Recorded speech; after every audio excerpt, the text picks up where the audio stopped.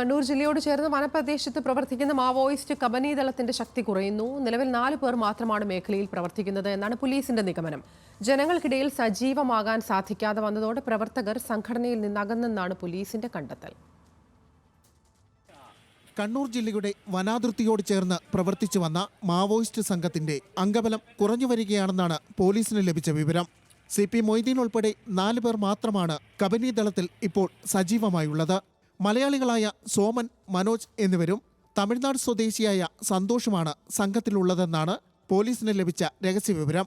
കണ്ണൂർ തിരുനെല്ലി അതിർത്തിയിൽ തണ്ടർബോൾട്ട് സംഘത്തിന് എത്തിപ്പെടാൻ പ്രയാസമുള്ള മേഖലയിലാണ് ഇവർ തുടരുന്നതെന്നാണ് സൂചന.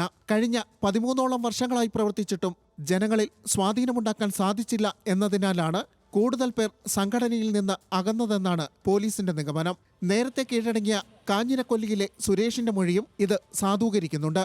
സായുധ പോരാട്ടം വേണമെന്ന മൊയ്തീൻ ഉൾപ്പെട്ട 4 സംഘത്തിന്റെ വാശിയിൽ വിയോജിപ്പ് പ്രകടിപ്പിച്ചാണ് പലരും പ്രവർത്തനം അവസാനിപ്പിച്ചതെന്നാണ് നേരത്തെ കർണാടകയിൽ നിന്നെത്തിയ വിക്രം ഗൌഡയുടെ നേതൃത്വത്തിലുള്ള സംഘം കണ്ണൂർ ജില്ലയോട് ചേർന്ന വനമേഖലയിൽ നിന്ന് പിൻവാങ്ങി. ഉരുപ്പുംകുറ്റിയിൽ തണ്ടർബോൾട്ട് സംഘവുമായി ഉണ്ടായ നേരിട്ടുള്ള ഏറ്റുമുട്ടലിന് ശേഷം കഴിഞ്ഞ 6 മാസമായി കണ്ണൂർ ജില്ലയിൽ എവിടെയും മാവോയിസ്റ്റുകൾ എത്തിയിട്ടില്ല. ഈ കാലയളവിൽ 3 തവണ വയനാട്ടിൽ മാവോയിസ്റ്റുകൾ എത്തി.